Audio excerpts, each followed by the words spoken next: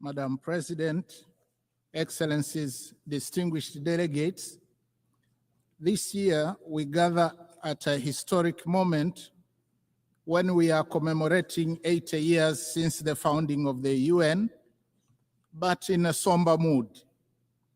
The theme of this general debate, that is better together, 80 years and more for peace, development and human rights, reminds us that determined cooperation remains our best vehicle for addressing urgent global challenges of this century and beyond.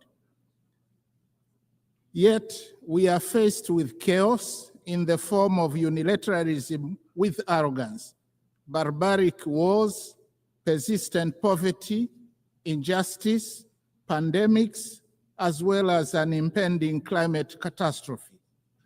As we mark 80 years of the UN, we are called to rekindle the vision of its founders, anchored on two pillars. First, nations can overcome difficulties and accomplish more when they work together in solidarity. Second, peace is humanity's truest desire, which we must seek and pursue relentlessly on the basis of international law.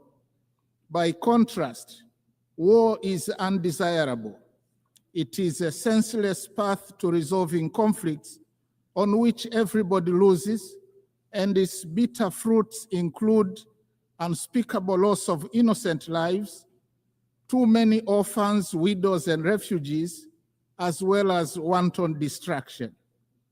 Yet the United Nations Charter has guided us through many challenges over the past 80 years, reminding us to uphold peace, justice, cooperation, and dialogue to resolve conflicts. Today, as the world faces new tests, we must therefore hold firmly to these same principles, for it is only by respecting and living by the Charter that we can honor the past and build a safer and better future for all of us. Excellencies, the past 8 decades also remind us that change is the only constant in our world. The challenges of today are not the same as those of yesterday, nor will they be the same tomorrow. Thus, for the UN to remain relevant and is true to its noble mission, it must embrace change. Tanzania welcomes the UN 80 reform initiative unveiled in March this year, which seeks to enhance efficiency across the UN system and strengthening effectiveness.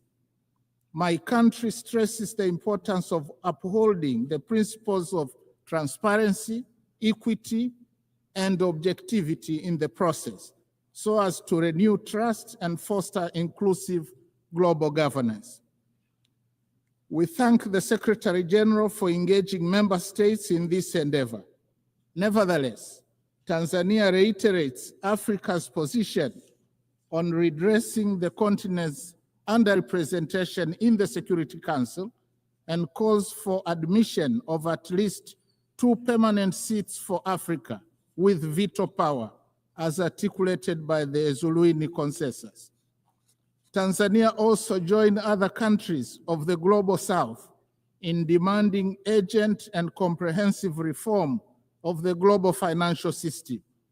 While we support the outcomes of the 4th International Conference on Financing for Development held in Seville, Spain this year, we renew the call for scaling up long-term concessional financing, revising sovereign credit rating frameworks, and rethinking debt sustainability assessments in order to unlock capital for investment in infrastructure, education, health, and climate adaptation. We reiterate our demand for increased voice and representation of Africa in the governance structures of the IMF and the World Bank. These noble demands have gone unheeded for a very long time and must be addressed now. Excellencies, SDGs remain our common plan for a better world. Yet, with only 5 years left before 2030, it has been established that over 80% of the targets are off track, with progress on more than half of the goals being weak and insufficient. The big elephant in the room, suffocating progress, is an estimated financing gap of $4 trillion per annum. Nevertheless, Tanzania remains committed and has made strides in implementing the 2030 agenda, with overall performance estimated at 60%. Examples include SDG 3, where maternal mortality declined from 750 deaths per 1,000 live births in 2000 to 104 in 2022. For SDG 6, access to clean and safe water increased in both rural and urban areas from 32 and 55% in 2000 to 79.9 and 94% respectively by 2024. On affordable clean energy, SDG 7, the number of villages connected to electricity increased from 8,587 in 2000 to 12,318 in 2024. Only 15 villages remain without electricity. However, significant challenges remain, especially on environmental sustainability, that is SDGs 13, 14, and 15.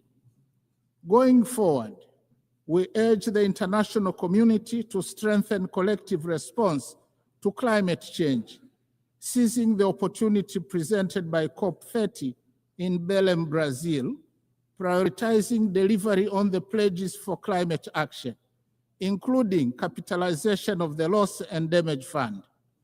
We call for increased long-term concessional financing, technology transfer, and fairer trade terms to complement our zeal in domestic revenue mobilization, reversing capital flight, and pursuit of win-win partnerships in the exploitation of our natural resources.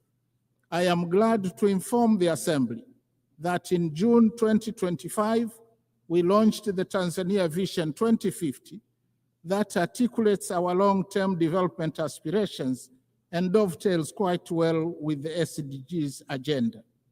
Excellencies, peace is not a bonus. It is a prerequisite for socio-economic development. We must therefore seek and pursue peace tirelessly.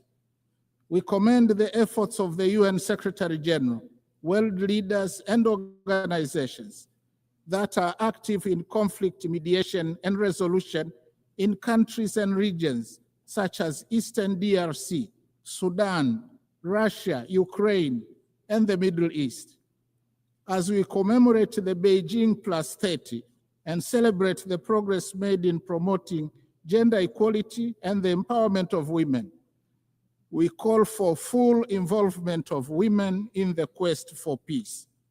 In this regard, I must say Her Excellency Dr. Samia Suluhu Hassan, the first woman president of Tanzania, has shown the way in articulating policies and actions that strengthen the role of women across all sectors of our society. Regionally and internationally, she has been a champion of peace, justice, security, and clean cooking. Tanzania, as a member of the African Union Peace and Security Council, and in our then role as chair of the SADC organ on politics, defense, and security cooperation over the past year, actively contributed to peace initiatives and supported measures to prevent and resolve conflicts. In this spirit, Tanzania announces its candidacy for a non-permanent seat on the UN Security Council for the term 2029-2030, reaffirming our commitment to global peace and security. Excellencies, Tanzania opposes the continued imposition and proliferation of unilateral coercive measures which undermine the principles of sovereign equality and peaceful coexistence enshrined in the UN Charter. Such measures often applied without mandate of the Security Council, represent a form of economic aggression that disproportionately harms innocent civilians by depriving them of essential needs such as food, medicines, and capital goods. In this context, Tanzania reiterates its principled solidarity with nations, including Zimbabwe and Cuba, and the peoples who continue to endure the adverse effects of the long-standing economic embargo and sanctions. We stress that these embargoes and sanctions contravene international law.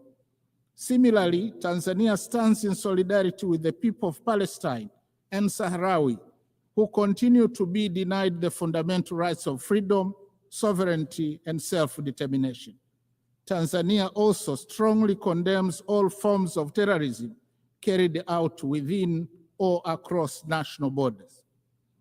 Madam President, Excellencies, and distinguished delegates, in his last speech to the United Nations General Assembly prior to retirement in 1985, Mwalimu Julius Nyerere, the founding president of my country, articulated the principle that, and I quote, "To be silent when we see danger, to refrain from attacking policies which are seen as contrary to the interests of peace and justice, to do these things would be to surrender our freedom and our dignity.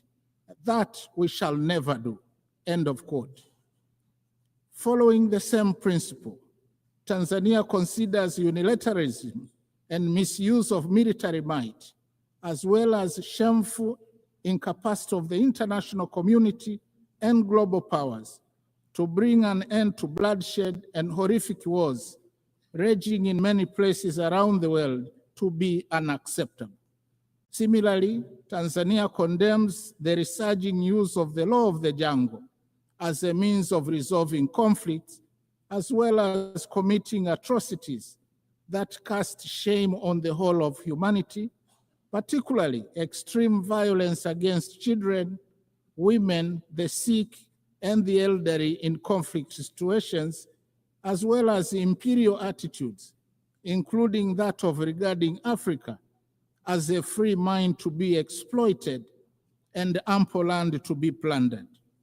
The hypocrisy and scandal of international companies, some of which are state-sponsored, to continue to prosper from the exploitation of Africa's natural wealth while causing or supporting conflicts should be brought to an end now.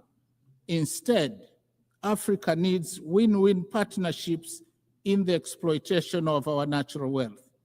Tanzania also reminds the international community that increased military spending on research and manufacture of weapons for money is tragic and morally wrong.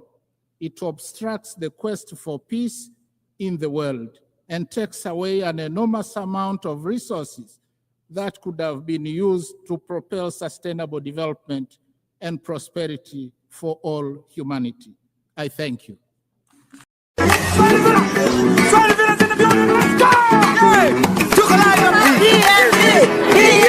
go!